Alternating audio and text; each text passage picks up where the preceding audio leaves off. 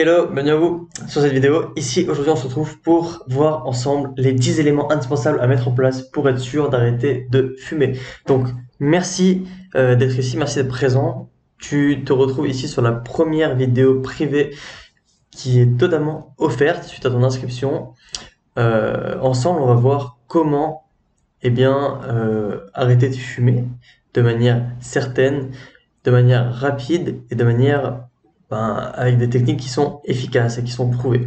Donc, dans cette vidéo privée, vous allez découvrir la liste de tâches souvent peu connues de la grande majorité des fumeurs, mais qui pourtant est ultra importante à mettre en place pour maximiser vos chances de vous libérer du tabac.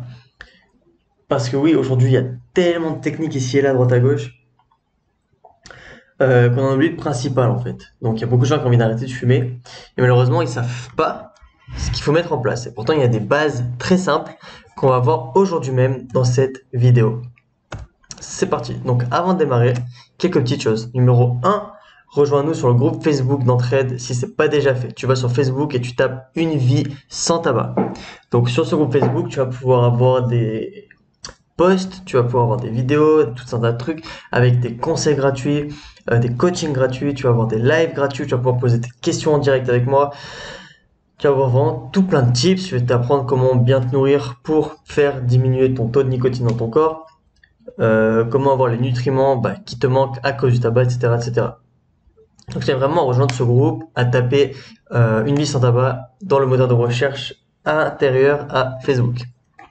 Numéro 2, prends de quoi noter. Hyper important parce que je vais te partager vraiment des choses qui sont très peu connues dans le milieu de la cigarette et qui vraiment vont être d'une grande utilité, d'une grande aide. Donc prends de quoi noter, un papier, un stylo, et puis dès que j'ai quelque chose que tu te dis ah ça c'est intéressant, tu le notes sur un papier. Réserve-toi quelques minutes de tranquillité, la vidéo va pas être longue, ça va durer 10-15 minutes grand max, voire peut-être moins. Donc le but c'est vraiment que tu sois concentré et qu'il n'y ait personne qui puisse te déranger. Comme ça, au moins, tu vas tout ingurgiter et ça va être un bonheur pour tout le monde et puis surtout, ça va être utile. Et enfin, prépare-toi à vraiment avancer dans ta quête de l'arrêt du tabac. Aujourd'hui, ensemble, on va démarrer le challenge. On va démarrer ton challenge, on va démarrer ton défi. Parce que oui, l'arrêt du tabac, c'est un véritable défi, un véritable challenge. Dès aujourd'hui, j'aimerais que tu te prépares à avancer vraiment vers l'atteinte de ton objectif, qui est de te libérer définitivement de la cigarette. Donc le premier élément essentiel à mettre en place pour être sûr d'arrêter de fumer, c'est de chercher la raison personnelle et profonde pour laquelle vous souhaitez arrêter de fumer. Donc l'essentiel, c'est de trouver votre pourquoi. Moi qui suis issu du milieu du business, qui est issu dans l'entrepreneuriat, très souvent quand quelqu'un lance un business en tant que coach, la question que je lui pose c'est quel est ton pourquoi? Quelle est la raison pour laquelle tu souhaites arrêter de fumer? C'est quoi cette raison? Qu'est-ce qui te booste? Qu'est-ce qui te motive? Qu'est-ce qui te fait te dire ça y est, c'est maintenant, il faut que je le fasse, c'est important. Trouve ton pourquoi. Trouve la raison pour laquelle tu souhaites arrêter de fumer, absolument. Ça paraît bête dit comme ça, mais est-ce que tu sais vraiment pourquoi tu souhaites arrêter de fumer? Le jour où tu vas comprendre la raison, cette essence même, cette flamme intérieure qui te dit vas-y, fais-le. Franchement, ça va te mettre un coup de boost et tu vas trouver tous les moyens possibles pour y arriver. Une fois que tu as le pourquoi, tu vas trouver tous les comment pour y arriver. Quelle est la raison qui te motive le plus à prendre cette décision? C'est là que je veux en venir. Tu veux prendre cette décision d'arrêter de fumer? C'est quoi ce truc là qui te dit mais vas-y quoi, vas-y, let's go, arrête de fumer, libère-toi du tabac. C'est quoi cette raison? Une fois que tu as trouvé cette raison, on va parler de symbole. Tu as trouvé le pourquoi tu souhaites tu as trouvé pourquoi tu souhaites te détacher du tabac. Très bien. Maintenant, associe-le à un symbole. Par exemple, je vais te donner un truc. Ça peut être pour certaines personnes une raison liée au physique. Donc, si lié au physique, ça peut être ouais, j'ai les dents jaunes, putain, ça commence à me prendre la tête.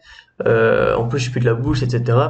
Bon, le symbole, ça peut être dans ce cas-là un sourire avec de magnifiques dents blanches. Dans ce cas-là, ce que tu vas faire, c'est que tu vas poser une photo d'un sourire avec des dents blanches partout dans ta maison. Tu vas même le mettre sur ton sac à main ou sur ton sac à dos. Tu vas le mettre peut-être même sur ton téléphone.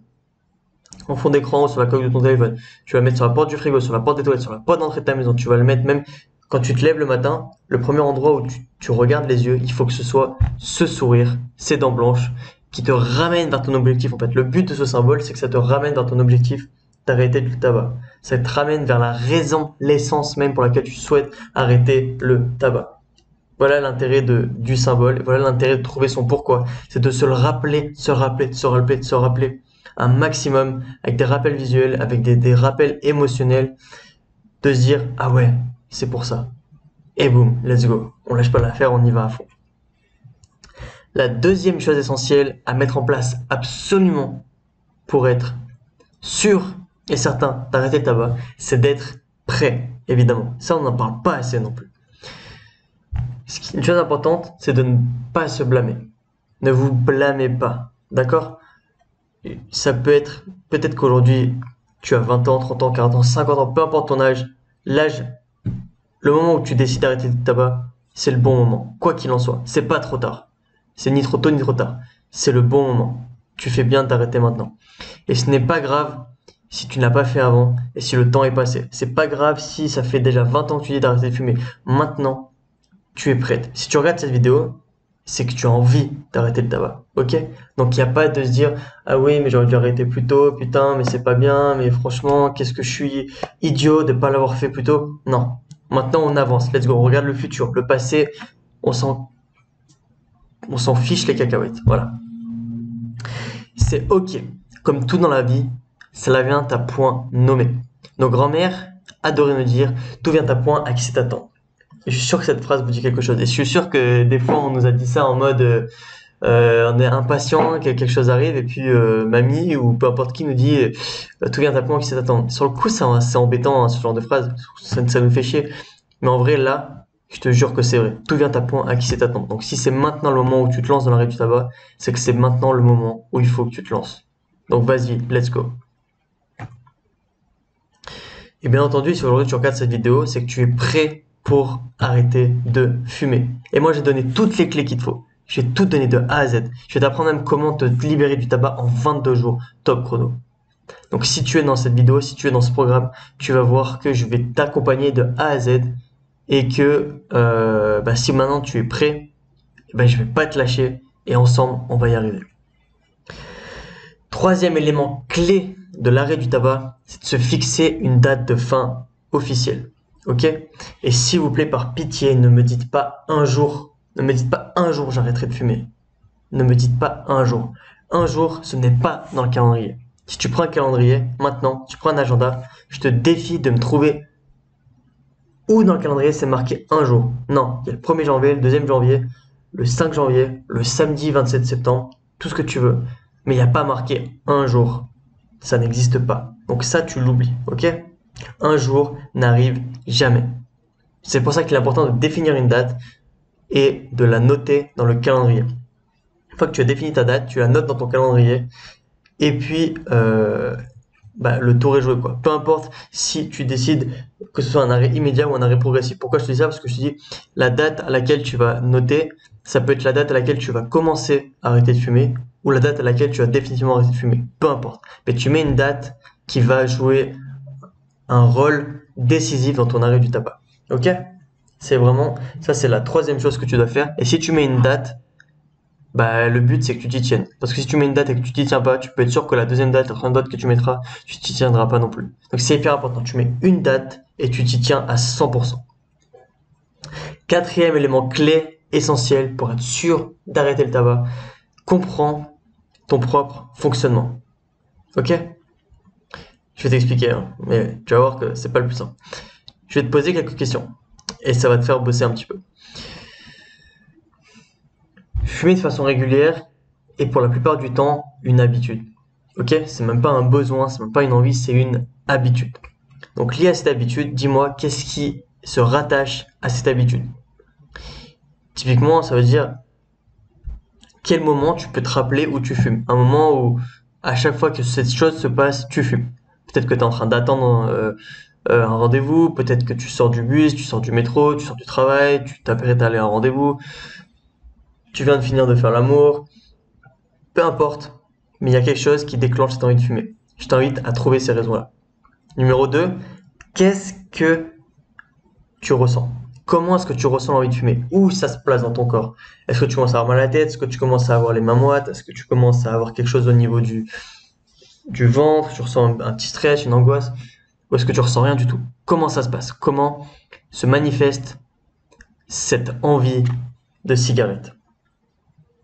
Troisième question, une fois que tu as répondu aux deux premières, comment est-ce que tu peux t'occuper les mains, t'occuper la bouche et t'occuper le mental dès que l'envie de fumer se fait ressentir?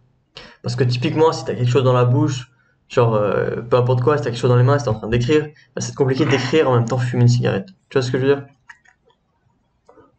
Et du coup, on va en venir à quel petit rituel est-ce que tu peux mettre en place sur le long terme pour remplacer tes habitudes avec la cigarette? Je vais t'expliquer tout de suite. Petit bug. Donc, je sais que ces questions peuvent vous paraître compliquées. Heureusement, au cours de ces vidéos, je vais vous partager un maximum de réponses pour vous aider. Voici quelques petites techniques simples qui ont fait leur preuve et qui vont permettre, entre autres, de répondre aux deux questions dernières que je viens de vous poser. Ok? Donc, évitez tout simplement, et ça paraît bête encore une fois, ça paraît super bête, vous allez me dire, mais Jérémy, t'as inventé le fil à couper le beurre ou... Hein? Non, j'ai rien inventé, mais c'est tellement bête qu'il faut le rappeler. Évitez d'avoir votre briquet, votre paquet de clopes constamment sous les yeux, sur votre bureau, dans votre poche. Et vous savez quoi? Ça va diminuer d'au moins 30% votre consommation de tabac. Parce que ça arrive tellement souvent. Regarde, ça, on va imaginer que c'est mon téléphone. Je suis là, je suis en train de bosser à fond. Et d'un coup, rentre dans mon champ de vision mon téléphone. Il me dit, ah ouais, je vais checker mes notifications. Mais à la base, je suis focus sur mon boulot, pardon. Je suis focus sur mon boulot et je n'ai aucunement envie ou besoin ou la nécessité quelconque de regarder mon téléphone pour voir si j'ai une notification. Non, je suis juste en train de bosser.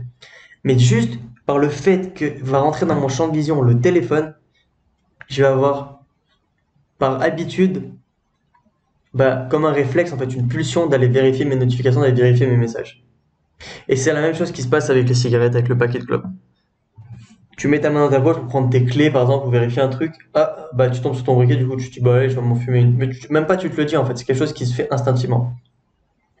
Ou bien, t'es parti dehors faire un tour pendant 30 minutes, tu rentres à la maison, et puis, je sais pas, en marchant dans le couloir, tu vois ton paquet de clopes, et puis, bah, allez, tu t'en fumes. Donc, hyper important, fais de sorte à ce que ton paquet de clopes, ton briquet, tes feuilles ne soient pas dans ton champ de vision. Le matin au réveil, lors de la clope du réveil, si c'est quelque chose qui t'arrive de fumer une clope au réveil, tu peux facilement la remplacer par un verre d'eau. Et celle de fin de repas, tu peux facilement la remplacer par un fruit. Ce que je te dis là, c'est en fait le fait de remplacer ta cigarette par autre chose. Remplacer une habitude par une autre. De remplacer une envie par quelque chose de complètement opposé, différent, mais juste, ça va te permettre de dire, j'ai envie de fumer, bah allez, je bois un verre d'eau. Et du coup, tu vas utiliser ta main, tu vas utiliser ta bouche. Par exemple, manger une pomme, bah, tu vas remplacer quelque chose de nocif par quelque chose de sain. Et petit à petit, en fait, à chaque fois que tu vas prendre une pomme, bah, tu vas remplacer ton identité de fumeur par l'identité de quelqu'un qui veut prendre soin de sa santé, prendre soin de lui. Donc ça peut être aller marcher 5 minutes, aller courir, peu importe ce que tu fais, peu importe ce que tu fais, ça marche. Tu as envie de fumer une cigarette, fais quelque chose qui te prend le temps de la cigarette. C'est-à-dire si tu fumes une cigarette pendant 5 minutes, fais un truc pendant 5 minutes pour faire de sorte à ce que tu n'aies plus envie de cette cigarette.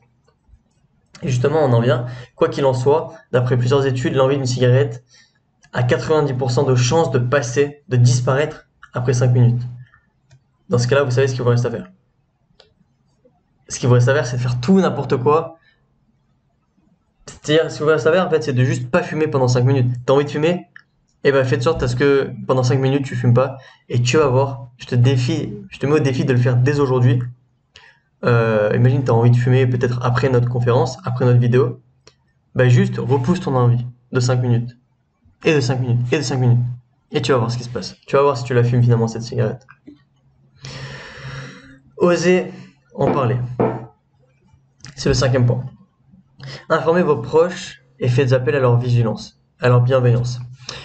Pourquoi est-ce que c'est important d'en parler à vos proches? Ça permet de sortir de votre solitude, ça permet d'être soutenu Ça permet également qu'ils vous comprennent et pas qu'ils disent ah ouais mais il est chiant lui en ce moment, qu'est-ce qui lui arrive? Non, ils vont comprendre que vous êtes en situation peut-être de manque parfois. Donc oui, soyez honnête, parfois le manque peut se faire ressentir et on peut se comporter de manière désagréable. Donc c'est bien d'être conscient des choses, c'est bien de pas ignorer, de dire ouais mais non, mais c'est pas vrai, c'est des bêtises. Non, c'est vrai. Tu peux ressentir des symptômes de manque, comme le fait d'être irritable. Donc préviens tes proches, dis-leur, et ça permettra de pas avoir une escalade dans les conversations. Ils vont au contraire te soutenir et être compréhensifs. Et ça, crois-moi que ça fait la différence. Se sentir soutenu, ça fait la différence quand on a un objectif. C'est dans ces moments justement qu'on a envie, besoin, et qu'il faut absolument qu'on soit soutenu. De plus, en parler à vos proches créera un engagement auquel vous aurez envie de vous tenir. Bien sûr, le fait de dire papa, maman ou frangine, je sais pas, votre soeur, votre frère, votre pote, votre mari, votre femme, vos enfants, je te jure que je vais arrêter de fumer. Genre, c'est pas je te jure, c'est je m'engage à arrêter de fumer à telle date. Ok? Et vous allez voir la différence, quoi, parce que vous allez vous allez vous engager et vous n'allez pas avoir envie par rapport à votre ego, par rapport à l'amour pour votre famille, vous n'allez pas avoir envie de les décevoir et donc de finalement pas arrêter de fumer. Ça serait la pire chose que vous pourriez faire en fait. Vous en auriez pas envie. Donc engagez-vous auprès des autres. Numéro 6, allez-y franco. Allez-y franco.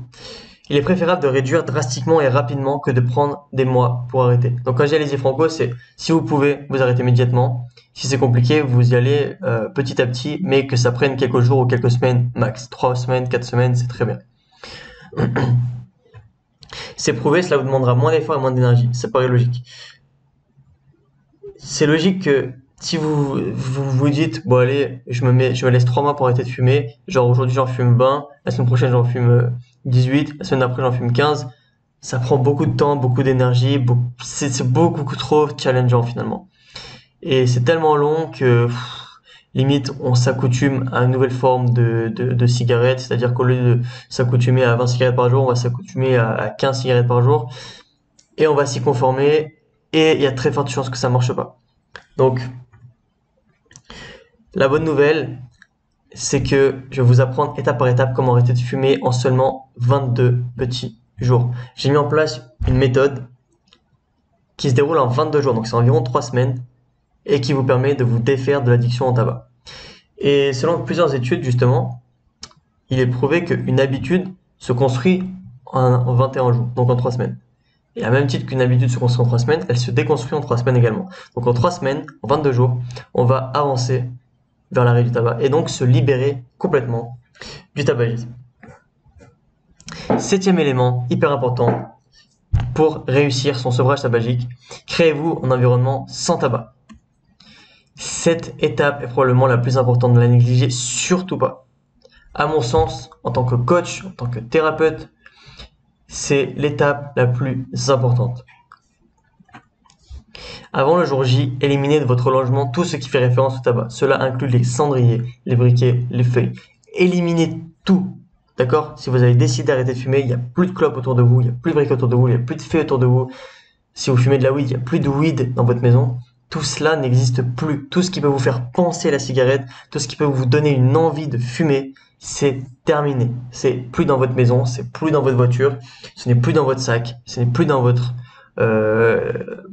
comment dirais-je, dans votre manteau. Ok?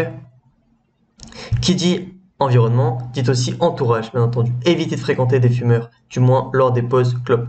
Si vous avez dû de fréquenter un groupe d'amis, par exemple, qui régulièrement sort pour fumer, durant le temps de votre sevrage tabagique, ne les fréquentez plus.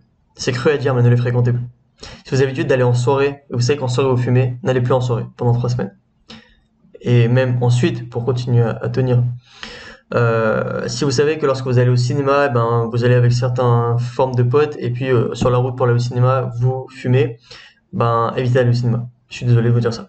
N'allez pas dans des endroits où il y a des fumoirs. Au travail, c'est la même chose. Fréquentez vos collègues, mais n'allez pas sortir avec eux pendant la pause clope. Non, non, non et non. Si vous voyez qu'ils se mettent à fumer, partez, allez, c'est l'heure de manger pour vous peut-être, c'est l'heure d'aller passer un coup de téléphone. Peu importe ce que vous faites, qui vous fait éloigner de la cigarette, c'est bon à prendre. Pensez à être clair. Plus personne ne doit vous proposer de cigarettes. Plus personne. Ok? Ce serait de la trahison. Je suis très sérieux, je suis très sincère. Ce serait de la trahison qu'une personne à qui vous avez dit que vous arrêtez de fumer vous propose une cigarette. Donc prévenez tout le monde et dites-leur que vous décidez d'arrêter de fumer et donc qu'ils n'ont pas intérêt à vous proposer la moindre cigarette. Et prévenez-les que pendant cette période-là de temps, vous ne serez pas avec eux.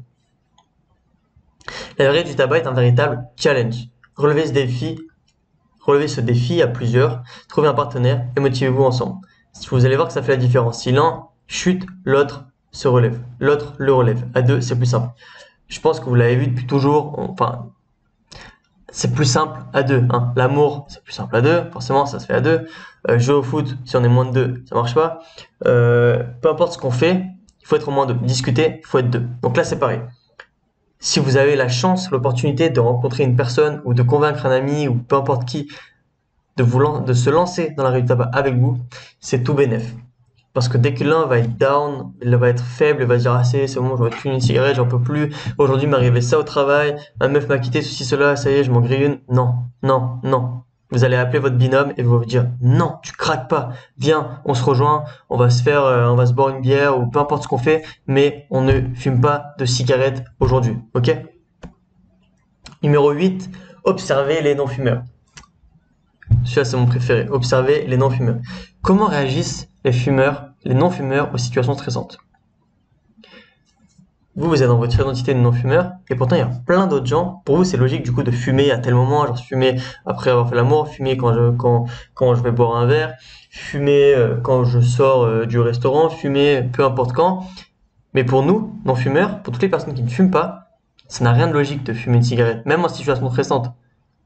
Même en situation stressante, un fumeur, il n'a pas envie de fumer. Donc observez-les et voyez comment ils réagissent dans certaines situations.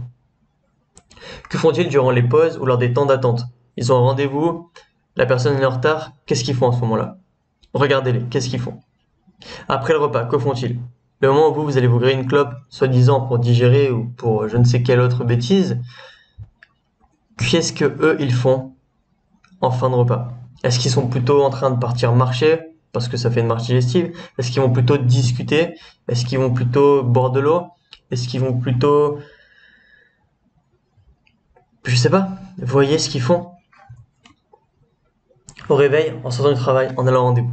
Dans tous ces moments de la vie, voyez les gens autour de vous, voyez ce qu'ils font. Lorsque vous allumez une clope, ou dans les moments où vous savez que vous allumez une clope, pensez à vous poser la question, qu'est-ce qu'un non-fumeur ferait à ma place?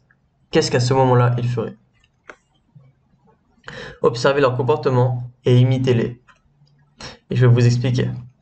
L'homme est pourvu de ce que l'on appelle des neurones miroirs. Les neurones miroirs sont précisément dédiés au phénomène de mimétisme. Profitez-en. Et pour vous donner un exemple, quand quelqu'un baille, vous vous mettez à bailler aussi.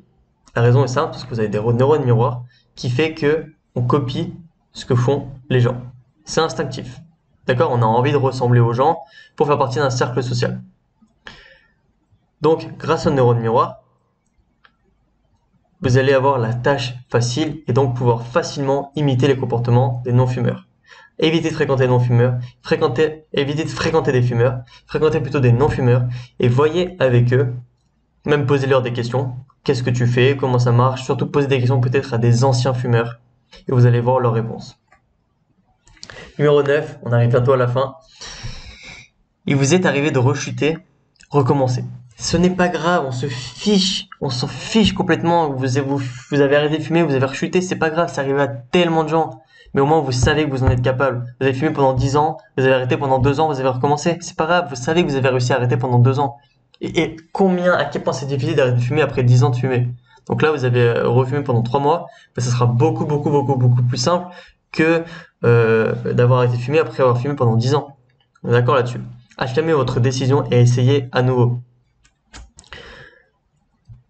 Tout ce qui est créé sur Terre, ça n'a pas été créé du premier coup. La voiture, combien il y a eu de gens qui se sont attelés pour créer une voiture?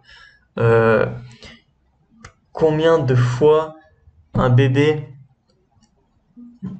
essaye de marcher avant de réussir à marcher? Combien de fois un bébé tombe? Combien de fois un bébé se casse la gueule avant de pouvoir marcher?